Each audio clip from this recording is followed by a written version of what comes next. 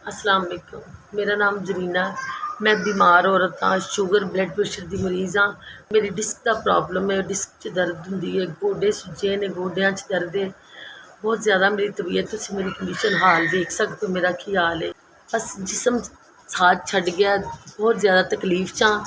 पहले जवान बेटा फोत हो गया है, फिर मेरा मियाँ फोत हो गया है। कमाई का कोई जरिया नहीं, एक मेरा बच्चा है छोटा है, हले इस काबल नहीं। मैं आप किधरे कोई थोड़ा बहुत काम करती सा, मेरे हिम्मत नहीं रही। ब्लड प्रेशर तो शुगर की वजह तो मेरा जिसम मिट्टी हो गया, बहुत तकलीफ चा मैं। मेरे को दवाई नहीं, मेरे को कोई चीज़ नहीं घर दे विच, मैं बहुत परेशान हाँ।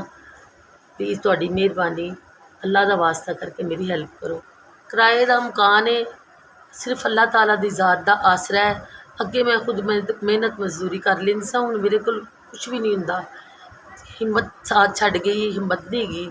शुगर ते ब्लड प्रेशर की वजह तो बिल्कुल ख़त्म हो गई हाँ। मैं कुछ नहीं कर सकती, मेरे को लत्त नहीं चुकी जाती, मेरा गोडा सुजया है। उधरों डिस्क का बहुत मसला है, मैं बह के उठ नहीं सकती। तुहाडी मेहरबानी है, मेरी मदद करो, मैं बड़ी मजबूर ते परेशान हाँ।